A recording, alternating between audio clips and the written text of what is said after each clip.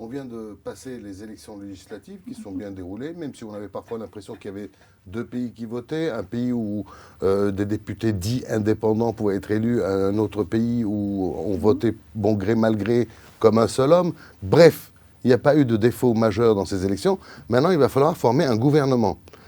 On commence déjà à voir les blocages. Est-ce que vous pensez qu'il y aura un gouvernement au Liban ? Alors, peut-être si vous me permettez, vous avez évoqué les élections. Je voudrais y revenir juste brièvement, parce que je crois que c'était quand même un moment important dans la vie politique et démocratique du Liban. Parce que quand dans un pays, des élections peuvent se tenir, c'est quelque chose qu'il faut quand même souligner. Elles se sont tenues, vous l'avez dit, dans des conditions globalement correctes, à la date prévue, il y a 3 ans. Ce n'était pas un pari gagné. Et moi, je voudrais à cet égard saluer ce qui doit être salué, c'est-à-dire le travail qui a été fait aussi par des fonctionnaires du ministère de l'Intérieur, du ministère des Affaires étrangères, des professeurs aussi qui ont été mobilisés dans les écoles pour permettre aux Libanais de voter, les forces de sécurité, l'armée, la police, qui se sont aussi mobilisés pour permettre aux Libanais de voter dans de bonnes conditions. Le deuxième point que je relève quand même, c'est qu'il y a eu une bonne mobilisation des Libanais.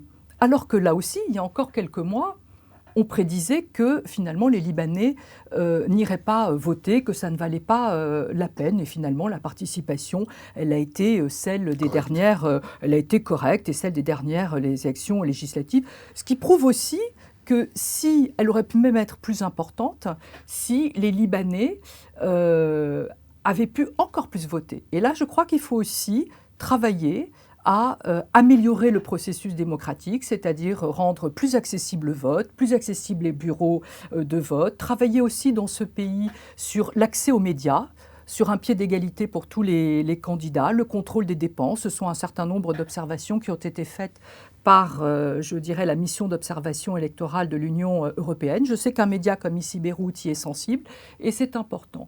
Et le troisième point, quand même que je relève, c'est qu'il y a eu des résultats là aussi qui ont surpris à la fois les acteurs politiques, mais beaucoup d'analystes, qui prouvent aussi une chose dans ce pays, c'est que les jeux n'étaient pas complètement faits et qu'il y a de nouveaux équilibres qui émergent dans ce pays et que ces nouveaux équilibres, ils correspondent aussi à des attentes des Libanais et qu'il faut les entendre.